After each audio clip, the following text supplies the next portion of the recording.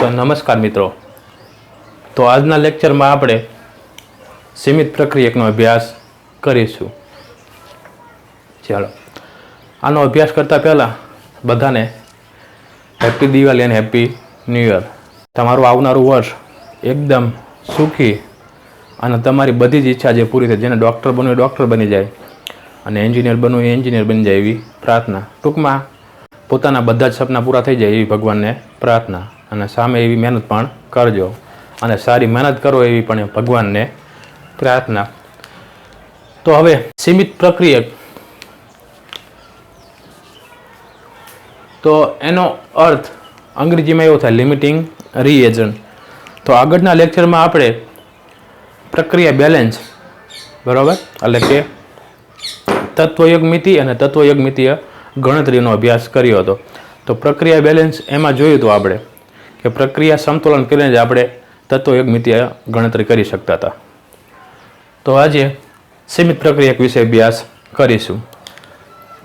તો રાસાયણિક પ્રક્રિયા ક્યારે થતી હોય કે બે કે તેથી વધારે પ્રક્રિયકો એકાબીજા વચ્ચે પ્રક્રિયા કરીને આપણને શું આપશે? નિપજ। તો દાખલા તરીકે આપણે એક પ્રક્રિયા લઈએ કે એ પ્રક્રિયક પ્લસ બી પ્રક્રિયક,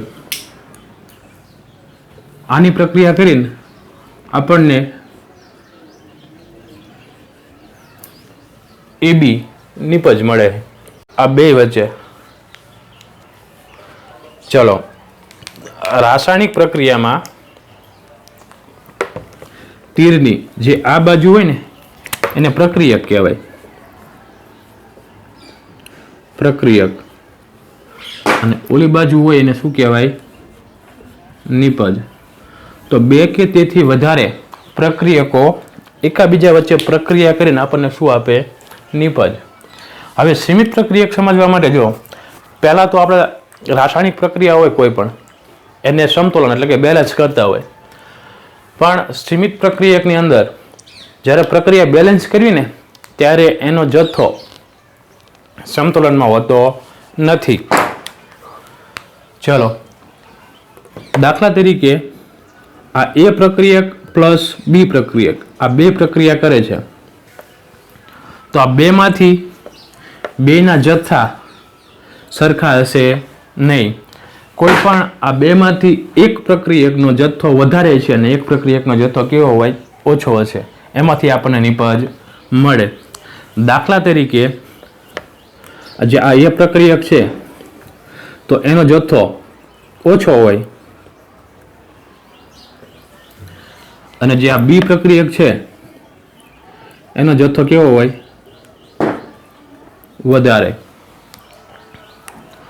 તો હવે એ પ્રક્રિયકનો જથ્થો કેવો છે? ઓછો છે અને બી પ્રક્રિયકનો જથ્થો કેવો છે? વધારે। તો હવે જ્યારે રાસાયણિક પ્રક્રિયા થશે ને ત્યારે આ પ્રક્રિયક એ સમય જતાં આનો જથ્થો ખૂટી રહે છે એનો, કારણ કે જથ્થો કેવો છે? ઓછો છે। જ્યારે નિપજ બનતી છે ને ત્યારે આ એ પ્રક્રિયક જે નિપજમાં વપરાઈ જાય છે બનાવવામાં, પણ બી પ્રક્રિયકનો જથ્થો કેવો છે? વધારે। તો જ્યારે નિપજ બનશે ને તો આ જે પ્રક્રિયક રહ્યો એનો જથ્થો ટૂંકમાં થોડોક બાકી રહી ગયો છે, વધારે છે એટલા માટે। હવે જે બાકી વધારેલું હોય છે ને એ વધારે છે જથ્થો, તો પણ એ આગળ રાસાયણિક પ્રક્રિયા થશે નહીં, અટકી જશે। જ્યારે નિપજ બની જાય ને ત્યારે નિપજ બની જશે ને તો આ પ્રક્રિયકનો વધારે જથ્થો એમનામ પડ્યો રહેશે। તો હવે જે જથ્થો ઓછો છે ને, જે પ્રક્રિયા દરમિયાન વપરાઈ ગયેલો છે બરાબર, પ્રક્રિયામાં વપરાઈ જાય, તો એને જ આપણે સીમિત પ્રક્રિયક તરીકે ઓળખશું બરાબર। તો જે પ્રક્રિયામાં, જે રાસાયણિક પ્રક્રિયામાં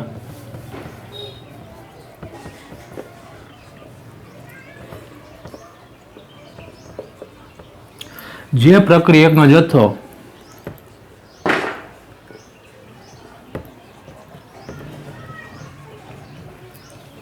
ઓછો હોય તેને જ સીમિત પ્રક્રિયક કહેવાય।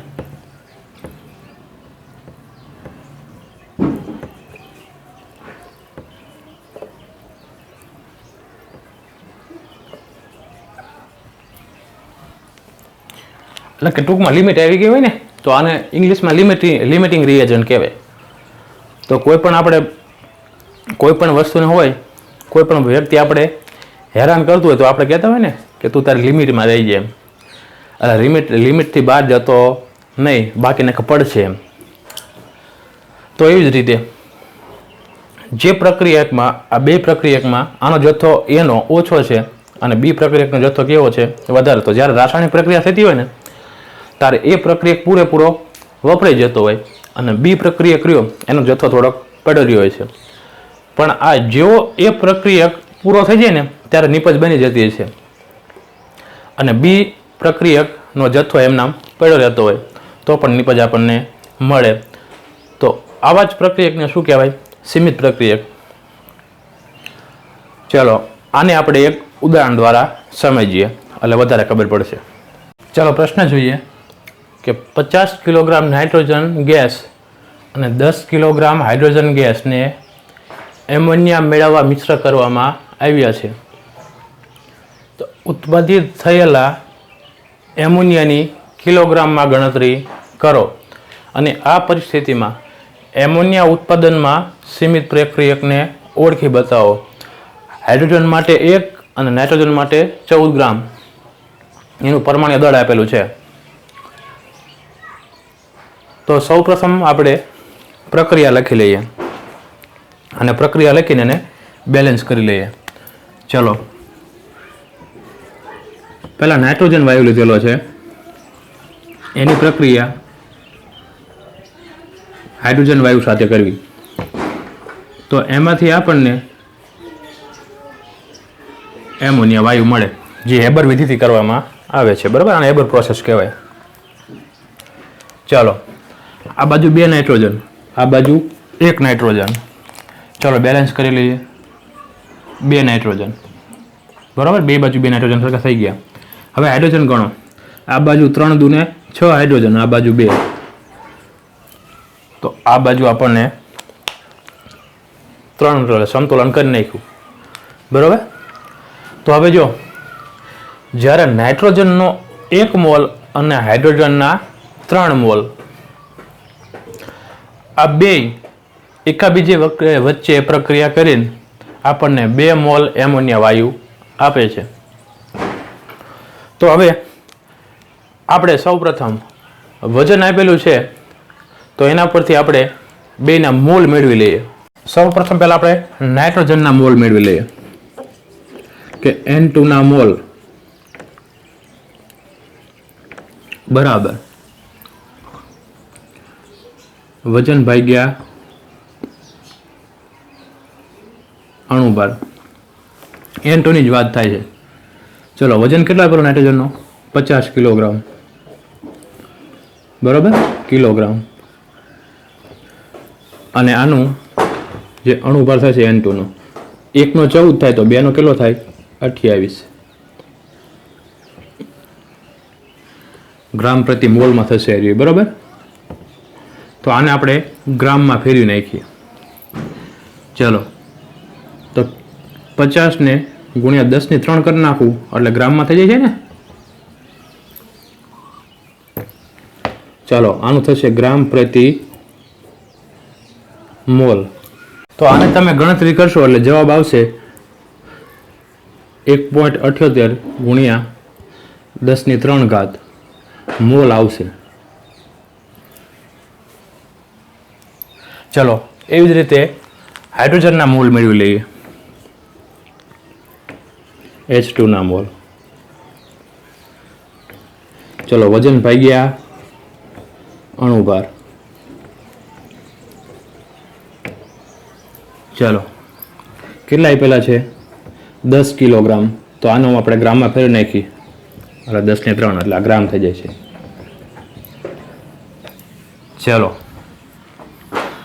આનું થશે અણુભાર 2 થશે. જો હાઇડ્રોજન માટે 1 તો આમાં 2 હાઇડ્રોજનના 2 ગ્રામ પ્રતિ મોલમાં આવશે. તો આની તમે ગણતરી કરશો તો આનો જવાબ 5 ગુણ્યા 10 ની 3 ઘાત 10 ની 3 ઘાત મોલ જવાબ આવશે. ચલો હવે જોઈએ કે 1 મોલ નાઇટ્રોજન સાથે પ્રક્રિયા કરતા 1 મોલ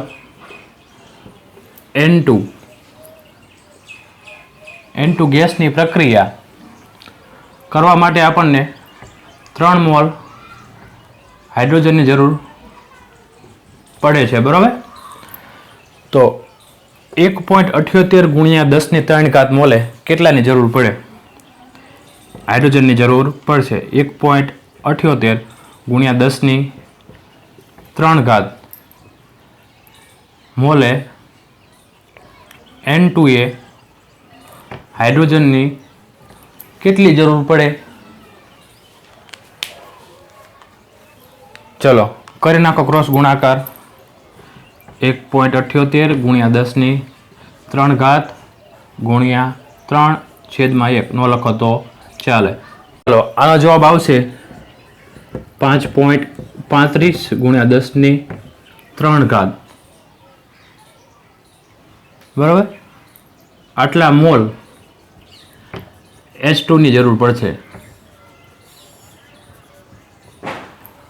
તો હવે 5.35 ગુણ્યા 10⁻³ મોલ એ હાઇડ્રોજનની જરૂર પડશે, પણ આપણી પાસે તો 5 ગુણ્યા 10⁻³ એટલા જ આપણને હાઇડ્રોજનના મોલ છે. તો અહીંયા સીમિત પ્રક્રિયા કોણ થશે? હાઇડ્રોજન. તો આની અંદર H2A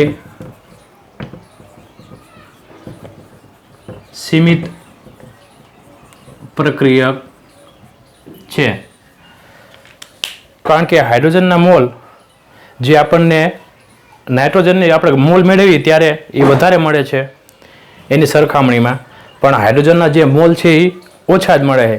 તો આપણે આગળ જોયું ને કે જેના ઓછા મોલ હોય, બરાબર, એટલે ઓછો વપરાતો પહેલાં વપરાઈ જતો હોય એ જ આપણે સીમિત પ્રક્રિયક થાય. તો આ એટલે મીન્સ કે આમાં હાઇડ્રોજન એ સીમિત પ્રક્રિયક થશે, બરાબર? તો આ પરિસ્થિતિમાં એવું કીધું છે કે સીમિત પ્રક્રિયક ઓળખી બતાવો. તો હાઇડ્રોજન રહ્યું એ સીમિત પ્રક્રિયક છે. હજુ આપણે એમોનિયાની કિલોગ્રામમાં ગણતરી કરવાની છે. તો આગળ જોઈએ આપણે. ચલો હવે સીમિત પ્રક્રિયક તો હાઇડ્રોજન વાયુ થઈ ગયો. તો અહીંયા આપણે હાઇડ્રોજનના કેટલા મોલ છે? આપણને 3 મોલ મળે. હવે 3 મોલ હાઇડ્રોજન વાયુ એ આપણને 2 મોલ એમોનિયા વાયુ મળતો હોય.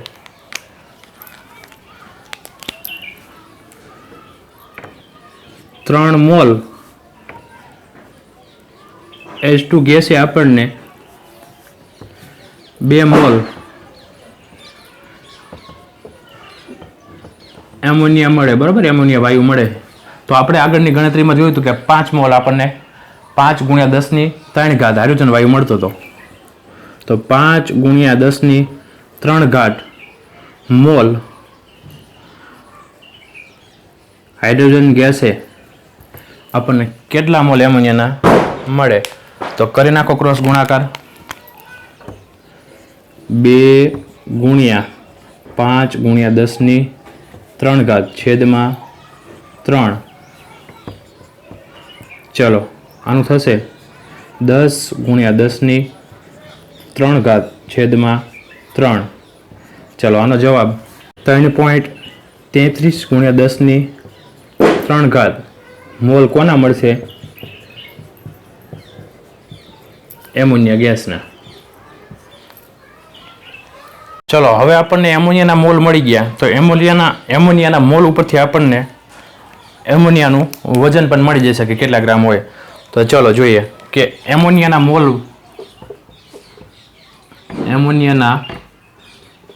મોલ બરાબર વજન છેદમાં અણુભાર. ચલો એમોનિયાના મોલ આપણને મળી ગયેલા છે. કેટલા છે? 3.33 ગુણ્યા 10⁻³. ચલો વજન આપણે મેળવવાનું છે અને એમોનિયાનો અણુભાર કેટલો થાય? 17. ચલો વજન મેળવી લઈએ. આને ગુણાકારમાં વહી જાય. તો વજન બરાબર 3.33 ગુણ્યા 17, સોરી 3.33 ગુણ્યા 10⁻³ ગુણ્યા 17. તો આનો જવાબ 56.61 ગુણ્યા 10⁻³ ગ્રામ. બરાબર. તો હવે આપણને આમાં કિલોગ્રામમાં ગણતરી કરવાની કીધી છે, તો કિલોગ્રામમાં ગણતરી કરો. ચલો, આ ગ્રામને આપણે 1000 વડે ભાગી નાખીએ એટલે આપણને શું મળશે? કિલોગ્રામ. આને શું કરશું? 1000 વડે ભાગી નાખશું તો ઉડી જશે ને. તો આપણને 56.61 કિલોગ્રામ આપણને એમોનિયાનું વજન મળશે. ચલો, આવું એક બીજું ઉદાહરણ જોઈએ. રકમ જોઈએ કે નીચેના રાસાયણિક સમીકરણ પ્રમાણે નાઇટ્રોજન અને હાઇડ્રોજન બે પ્રક્રિયા કરીને એમોનિયા વાયુ ઉત્પન્ન કરે છે. એબર વિધિ છે. તો આ આપણને સમીકરણ એટલે રાસાયણિક પ્રક્રિયા આપેલી છે.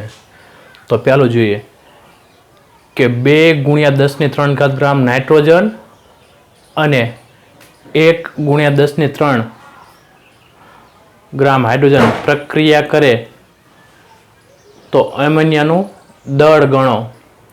ચલો, બીજું કે બંને પ્રક્રિયકોમાંથી કોઈ પણ પ્રક્રિયા પામ્યા વગરનો રહેશે કે આમાં લિમિટિંગ રિએજન્ટ છે તો કયો છે એ આપણે કહેવાનું છે.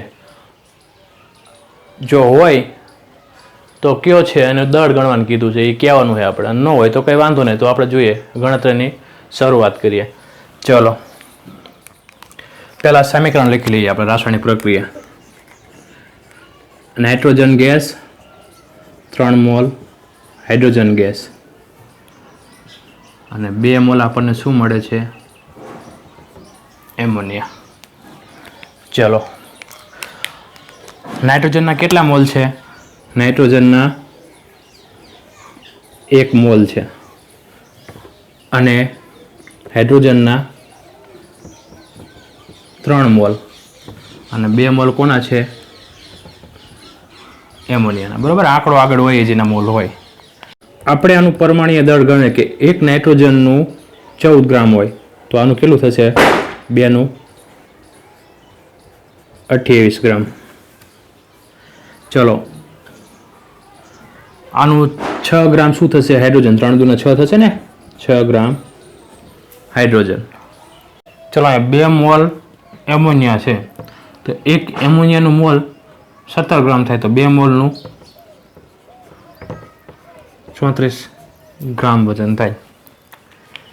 ચાલો, હવે 28 ગ્રામ નાઇટ્રોજન વાયુ આપણને 3 મોલ એટલે કે 6 ગ્રામ હાઇડ્રોજનની જરૂર પડે છે. 28 ગ્રામ નાઇટ્રોજન વાયુએ આપણને 6 ગ્રામ H2 ની જરૂર પડે છે. તો 2 × 10⁻³ ગ્રામ N2A આપણને કેટલા ગ્રામ હાઇડ્રોજનની જરૂર પડશે? ચલો, કરી નાખો ક્રોસ ગુણાકાર. ચલો, 6 × 2. ચલો, 10⁻³ નું 1000 લખી નાખું છું. (28). તો આનો જવાબ આવશે 428.57 ગ્રામ હાઇડ્રોજનની જરૂર પડશે. ચલો, 2 કિલોગ્રામ નાઇટ્રોજન વાયુ લેવી ને તો આપણને 428.57 ગ્રામ જ હાઇડ્રોજનની જરૂર પડે છે. તો હવે આમાં સીમિત પ્રક્રિયકમાં તો જે હાઇડ્રોજન રહ્યો એ વધારે થઈ ગયો. બરોબર. હાઇડ્રોજનનું કેવું થઈ ગયું? વજન વધારે, એટલે વધારે હાઇડ્રોજન થઈ જશે. તો આમાં નાઇટ્રોજન રહ્યો એ સીમિત પ્રક્રિયક કહેવાય. કે 28 ગ્રામ નાઇટ્રોજન વાયુએ આપણને 34 ગ્રામ શું મળે છે? એમોનિયા મળે. તો 2 × 10⁻³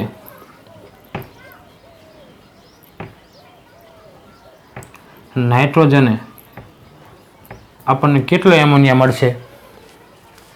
ચલો કરી નાખો ક્રોસ ગુણાકાર. ચલો 2 ગુણ્યા અહીં 1000 કરી નાખું છું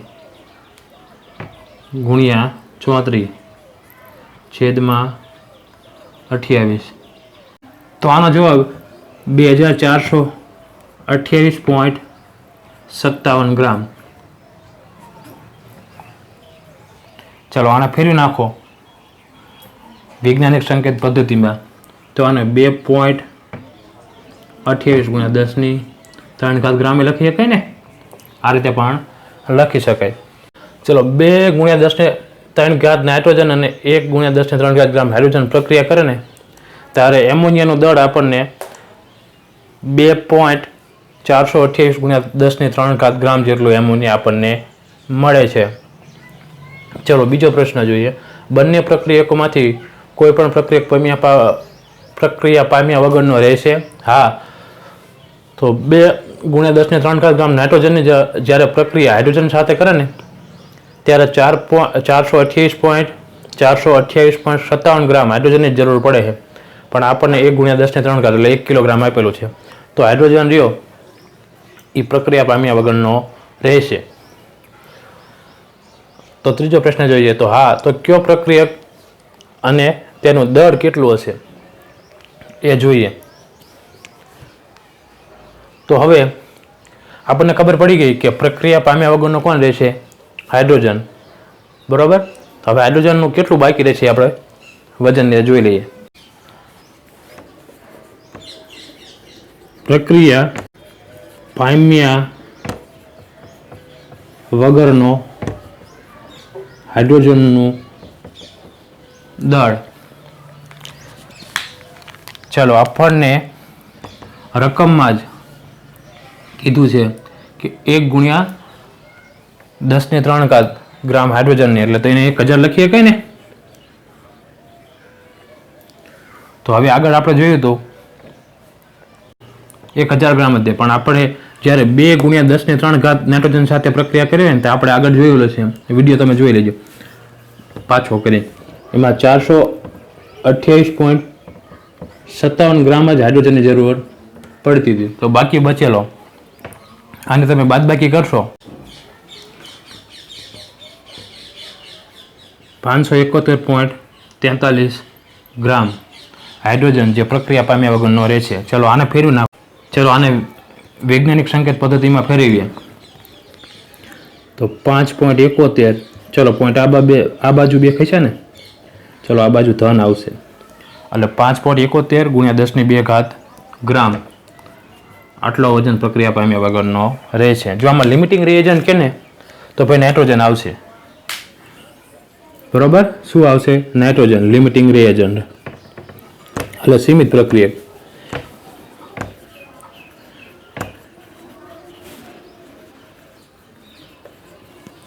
બરોબર પહેલાં વપરાઈ જશે પણ હાઇડ્રોજનનો આટલું પ્રક્રિયા પામ્યા વગરનો રહેશે.